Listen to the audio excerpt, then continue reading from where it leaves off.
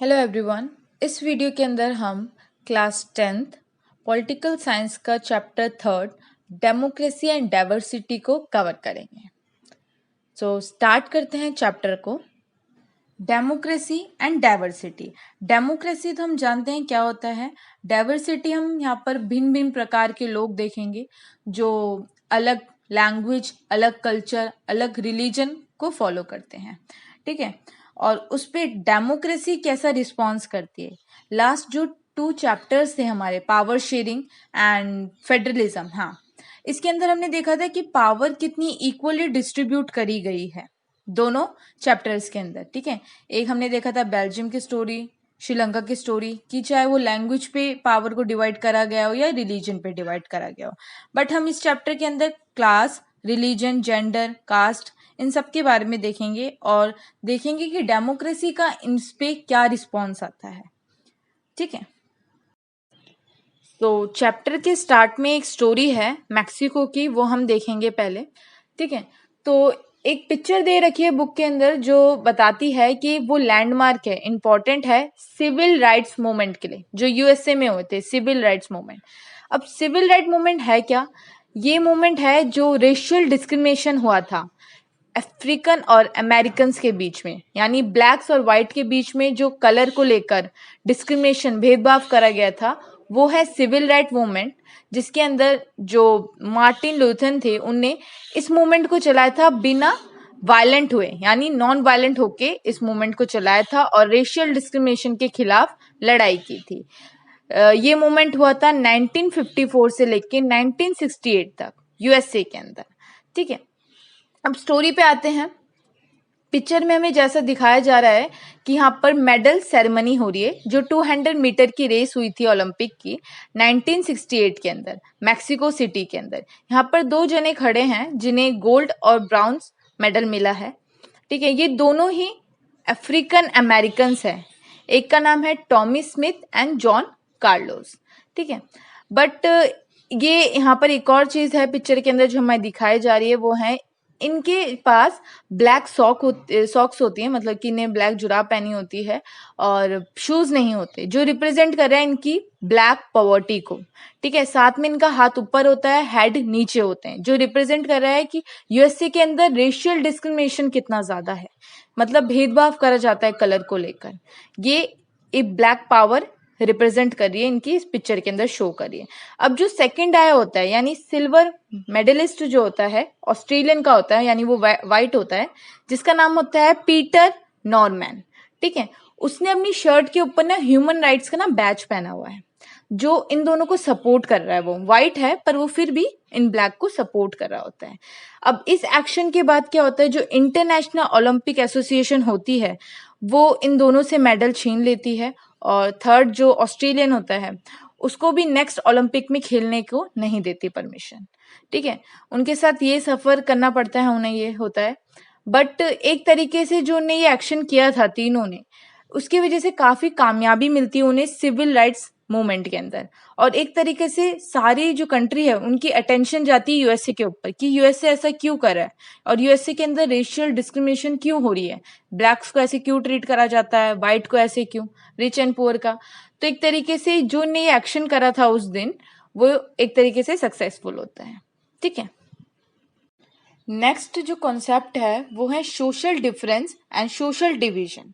Social difference वो difference होता है जिसके अंदर ग्रुप ऑफ पीपल हम कह सकते हैं, जो अलग रेस, अलग सेक्शन, अलग रिलीजन, अलग कल्चर और अलग लैंग्वेज पे बिलोंग करते हैं। ठीक है, वो होता है सोशल डिफरेंस। ठीक है, बट सोशल डिफरेंस की वजह से ही सोशल डिवीजन हो सकता है। जैसे कि हमने यूएसए के अंदर देखा, व्हाइट और ब्लैक के बीच में भी सोशल डिवीजन हुआ, क्योंकि जो ब्लैक्स थे वो पुअर थे, होमलेस थे, इसलिए उनके साथ भेदभाव करा गया। जैसे कि इंडिया में भी करा गया था। जो दलित थे, दलित जो थे वो एक लोअर सेक्शन है सोसाइटी का, जो सबसे ज्यादा गरीब है, लैंडलेस है, इसलिए उन्हें डिस्क्रिमिनेशन फेस करा। क्योंकि यहाँ पर क्या होता है, सोशल डिवीजन के अंदर जो 2 ग्रुप होते हैं ना, वो इनइक्वालिटी होती है उन दोनों के बीच में, वो दोनों इक्वल नहीं होते, इसलिए वजह से सोशल डिवीजन क्रिएट होता है 2 ग्रुप्स के बीच में। ठीक है, तो ये था social difference and social division. Social difference भी 2 तरह के होते हैं। पॉइंट्स में हम देखेंगे सोशल डिफरेंस होता है। एक तो बर्थ पे बेस होता है कि कहाँ पर हम जन्म ले रहे हैं, वो तो हम चूज नहीं कर सकते कि कहाँ पर हम बर्थ ले, कि कौन सी कम्युनिटी है ना, जहाँ पर हम जन्म ले रहे हैं, या कौन सा कास्ट है, या कौन सी जेंडर है, मेल है फीमेल है जिसमें हम बर्थ ले, स्किन कलर कैसा है। तो ये जो होता है ये बर्थ पे बेस्ड होता है सोशल डिफरेंस, एक जो होता है। दूसरा जो होता है वो हमारी चॉइस पे बेस्ड होता है कि हम कहाँ पर काम करते हैं, क्या जॉब करते हैं, हमारा ऑक्यूपेशन क्या है, एक तरीके से उससे भी हमारा सोशल डिफरेंस पता चलता है। या हम किस गॉड में बिलीव करते हैं, अगर हम मुस्लिम हैं तो गॉड अल्लाह की पूजा करेंगे, यानी हम उस रिलीजन को फॉलो कर रहे हैं, उस रिलीजन पे हमारा बिलीव है।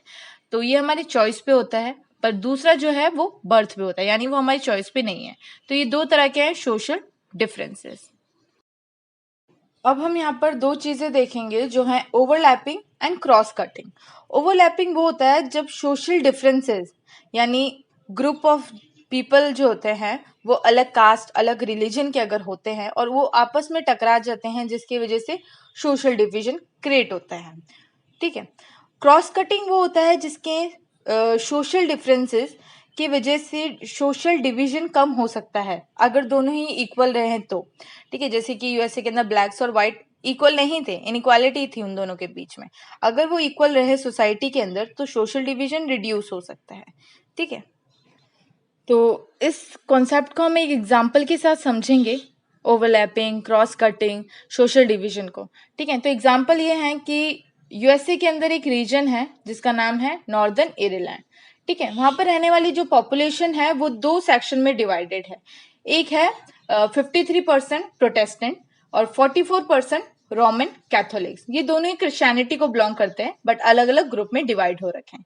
कैथोलिक्स की ये डिमांड है कि पहले तो वो एक पार्टी से बिलोंग करते हैं जिस पार्टी का नाम है नेशनलिस्ट पार्टी। ठीक है, प्रोटेस्टेंट बिलोंग करते हैं यूनियन पार्टी से।